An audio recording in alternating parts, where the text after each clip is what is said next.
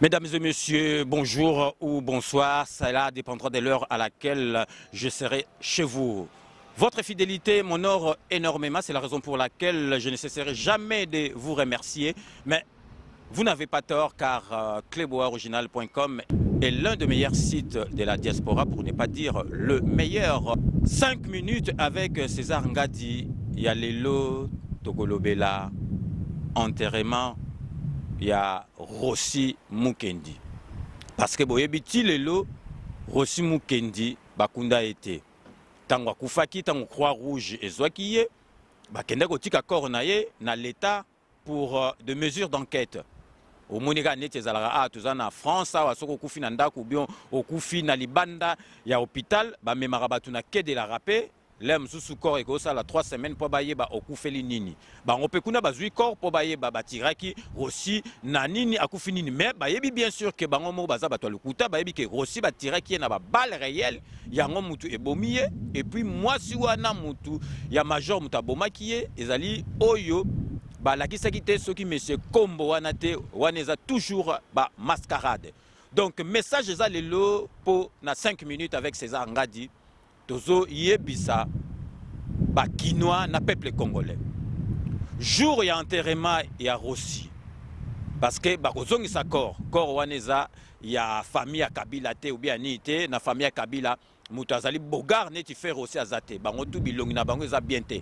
Donc corps wana ezali ya famille Mukendi.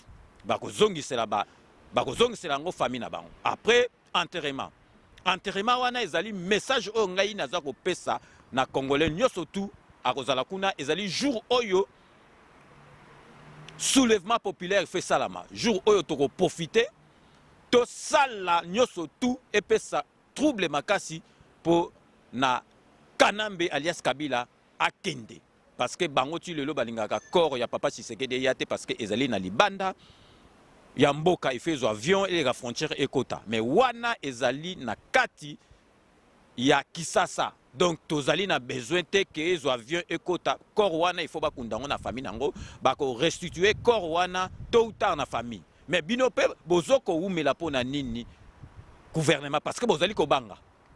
Donc peuple congolais na sorti accord moko l'enterrement bétidien il faut bozala parce que o akufa wana azali étudiant azali professeur na bino assistant bétidien il faut bozala ba maître il faut bazala parce qu'azali ki maître. Donc il faut bocha penza lumbe mwete jour ngo penza corps wana donc ezala ta police aye bo kipete ba chaque jour wana tozo senga penza ke soulèvement populaire parce que soulèvement populaire et ya kana makambabo parce que bazana déjà bazeli ko banga Rossi jour ba kokundaye ba maître botika maître na bino te collègue na bino boye a memela biso médaille na mboka na biso ba étudiant botika corps wana boyete jour wana il faut bolakisa penza ke Kanambe ezali suka na ye il faut atika pouvoir donc toza ko senga na bino jour wana penza trouble e bima na mboka Kanambe akima na batu na ye wana po bo venger mort ya Rossi Mukendi. Donc parce que ti lelo bazali ko banga ya papa Tshisekedi ya raté po ani parce que ba yebi jour ya papa Tshisekedi ko ya population et ko kita trouble ko salama yango wana babangaka ya papa Tshisekedi ezali na libanda ya mboka mais ya Rossi ezali na Kisasa et ko bima jour wana to sengi na bino bo sala soulèvement populaire pour na Kanambe à vivre penza donc ba maître na compte ya maître et moi azaki maître ba étudiant na compte ya professeur na bango assistant. Donc message yango wana to pesi na 5 minutes ya lelo.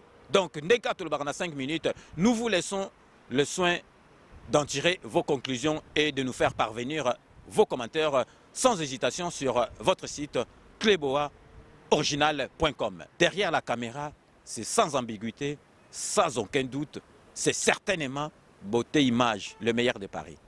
C'est la fin de cette émission. Merci de l'avoir suivi. Nous allons nous retrouver dans 48 heures pour un nouveau numéro. D'ici là, portez-vous bien et à très bientôt. N'oubliez pas, Tout le monde est d'accord et il en restera ainsi pendant longtemps. Kabila a koufa na 2018.